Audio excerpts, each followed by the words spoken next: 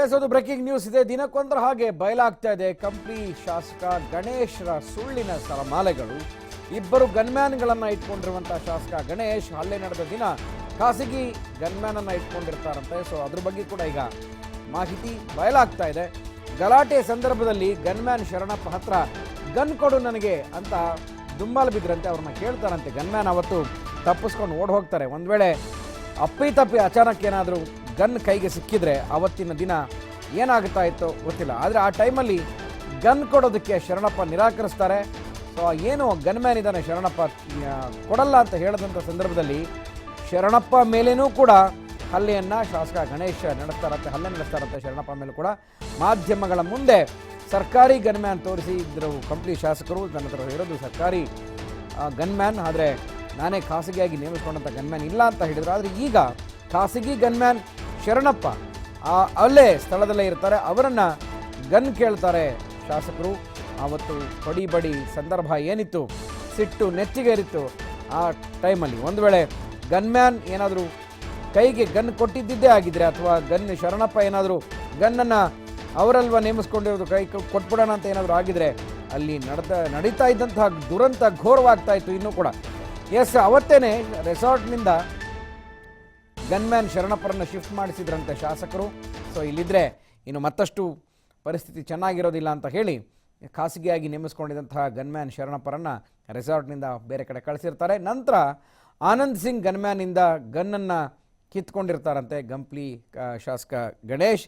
So ಇದೆಲ್ಲವೂ ಬಗೆದಷ್ಟು ಕೂಡ ಅವತ್ತಿನ ಘಟನೆಯ ವಿಚಾರಗಳು ಏನೇನು ನಡೆದಿದ್ವು ಅದೆಲ್ಲವೂ ಕೂಡ ಹೊರಗಡೆ ಬರ್ತಾ ಇದೆ ಗಲಾಟೆ ಸಂದರ್ಭದಲ್ಲಿ. ಅಂದರೆ ಅವರ ಕೋಪ ಸೇಡು ಎಷ್ಟರ ಮಟ್ಟಿಗೆ ಇತ್ತು ಅಂತಂದರೆ, ಖಾಸಗಿ ಇದ್ದಂಥ ಗನ್ಮ್ಯಾನ್ ಹತ್ರ ಗನ್ ಕೇಳೋದಕ್ಕೆ ಹೋಗ್ತಾರೆ, ಅದು ಸಿಗೋದಿಲ್ಲ, ಅವನಿಗೆ ಹೊಡಿತಾರೆ. ಅದಾದಮೇಲೆ ಆನಂದ್ ಸಿಂಗ್ ಗನ್ಮ್ಯಾನ್ ಹತ್ರ ಗನ್ ಕಿತ್ಕೊಳ್ಳೋದಕ್ಕೆ ಹೋಗ್ತಾರೆ. ಸೊ ಇದು ಆತನ ರೋಷಾವೇಶ ಅವತ್ತು ಯಾವ ರೀತಿ ಇತ್ತು ಅನ್ನೋದು ಹೆಚ್ಚಿನದಾಗಿ ವ್ಯಕ್ತ ಆಗ್ತಾ ಇದೆ. ಎಸ್, ಕಂಪ್ಲಿ ಶಾಸಕನಿಗೆ ಖಾಸಗಿ ಗನ್ಮ್ಯಾನ್ ನೇಮಕ ಆಗಿದ್ರು. ಆದರೆ ಹೇಳಿಕೆಯಲ್ಲಿ ಅದಿರಲಿಲ್ಲ. ಸೊ ನಾನು ಸರ್ಕಾರಿ ಗನ್ಮ್ಯಾನ್ ಇದ್ರು ಅಂತ ಹೇಳಿಕೆಯನ್ನು ಕೊಟ್ಟಿದ್ದಾರೆ ಈ ಹಿಂದೆ, ಅಂದರೆ ಶಾಸಕರು ಕೊಟ್ಟಂಥ ಹೇಳಿಕೆಯಲ್ಲಿ. ಎಸ್, ಈ ಕುರಿತಾದಕ್ಕೆ ಮತ್ತಷ್ಟು ಮಾಹಿತಿಯನ್ನು ಕೊಡೋದಕ್ಕೆ ನಮ್ಮ ಪ್ರತಿನಿಧಿ ಅಭಿಷೇಕ್ ಜಯಶಂಕರ್ ನೇರ ಸಂಪರ್ಕದಲ್ಲಿದ್ದಾರೆ. ಅಭಿಷೇಕ್, ಗನ್ ಕೊಡೋದಕ್ಕೆ ನಿರಾಕರಿಸ್ತಾರೆ ಖಾಸಗಿಯಾಗಿ, ಆದರೆ ಖಾಸಗಿಯಾಗಿ ಗನ್ಮ್ಯಾನನ್ನು ಇಟ್ಕೊಂಡಿರುವಂಥ ವಿಚಾರ ಈಗಷ್ಟೇ ಬಯಲಿಗೆ ಬರ್ತಾ ಇದೆ.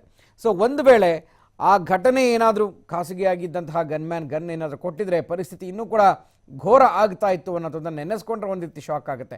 ಹೆಚ್ಚಿನ ಮಾಹಿತಿ ಏನಿದೆ ಇದ್ರ ಬಗ್ಗೆ ಅಭಿಷೇಕ್?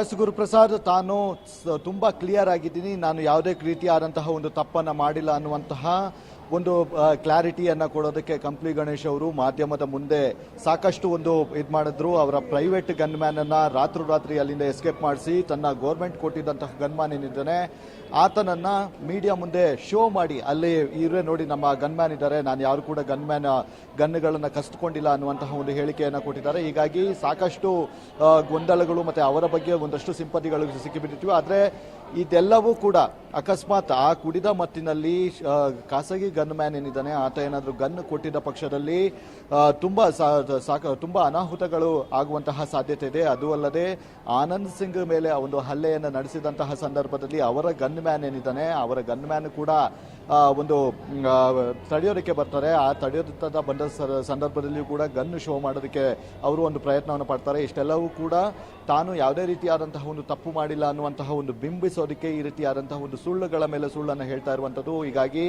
ಪ್ರತಿಯೊಂದು ಅಂದರೆ ಇಲ್ಲಿಯವರೆಗೂ ಏನು ಒಂದು ಎಸ್ಕೇಪ್ ಅನ್ನು ಆಗಿದ್ದಾರೆ ಕಂಪ್ಲಿ ಗಣೇಶ್ ಅವರು, ಅವರ ಅಲ್ಲಿದ್ದಂತಹ ಪ್ರತ್ಯಕ್ಷದರ್ಶಿಗಳೇನಿದ್ದಾರೆ ಅವರೆಲ್ಲರೂ ಕೂಡ ಒಂದೊಂದಾಗಿ ವಿಷಯವನ್ನು ಆಚೆ ಹೊರಗಡೆ ಹಾಕ್ತಾ ಇರುವಂಥದ್ದು. ಇವರು ತನ್ನ ಪ್ರೈವೇಟ್ ಇಬ್ಬರು ಗನ್ಮ್ಯಾನ್ಗಳನ್ನು ಇಟ್ಕೊಂಡಿದ್ದಾರೆ. ಪ್ರೈವೇಟ್ ಗನ್ಮ್ಯಾನ್ನ ರಾತ್ರಿ ಎಸ್ಕೇಪ್ ಮಾಡಿಸಿ ಇನ್ನೊಬ್ಬ ಗನ್ಮ್ಯಾನ್ನ ಶೋ ಮಾಡ್ತಾರೆ. ಹೀಗಾಗಿ ಸಾಕಷ್ಟು ತನ್ನ ಒಂದು ಕ್ಲಾರಿಟಿಯನ್ನು ಅವರು ತೋರ್ಸಕ್ಕೆ ಹೋಗ್ತಾರೆ. ಆದರೆ ಘಟನೆಯ ಬಗ್ಗೆ ಗಂಭೀರತೆ ಇರುವಂತಹ ಹಿನ್ನೆಲೆಯಲ್ಲಿ ಈಗ ಸದ್ಯದ ಮಟ್ಟಿಗೆ ಅವರ ಎಫ್ಐಆರ್ ಕೂಡ ಆಗಿದೆ.